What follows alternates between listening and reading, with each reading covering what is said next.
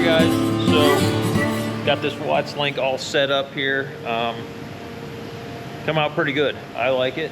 You know, man, I've been forever making bungs for these things because so far I've not found anywhere that makes a 3/4 stainless steel bung, you know, 3/4 16 thread, you know, fine thread 3/4. So I haven't found anybody that makes a stainless bung for it, so I've been taking solid round stock stainless and drilling it out, machining it down, and tapping it.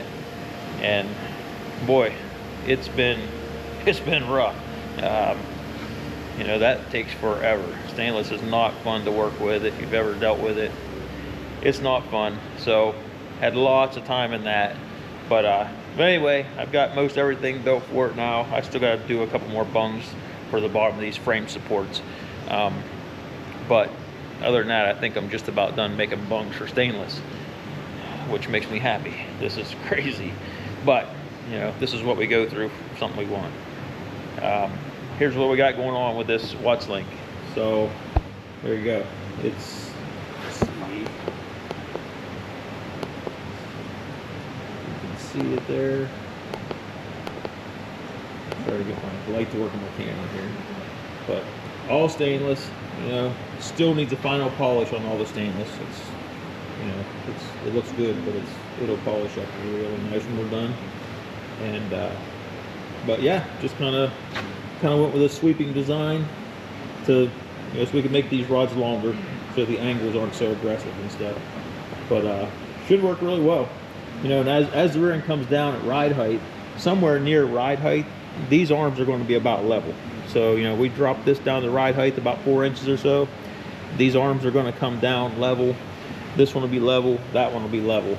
If we want to go higher than ride height, if we get a low spot, and my bags are going to be capable of doing this, if we get, you know, if we get high centered somewhere or have to go for a hump or whatever, we can go higher than that. So this can drop below the frame rail even, and you're not going to, you know, it can drop clear down here with the rear end and stuff, and you're not going to bottom out on the ground because the car's going to be lifting higher and higher. So anyway, that's pretty much where we're at now. It's all still mock up, tacked up, but I'm liking it. You know, I'm liking where we're at with it right now. I mean, like right here, we just have a piece of tube between those, just to keep those at the right gap. So I think what I'm going to do now is I'm going to pull these sections off here. I'm going to unbolt these, get them on the bench, and weld these things up. That way, if I have any kind of draw, I can still, you know, finesse these things around and maneuver them around and bend them and push them and tweak them or whatever to get where I want before I decide where my lower cross member is going to be and where we're going to put the holes at, you know, to locate these things.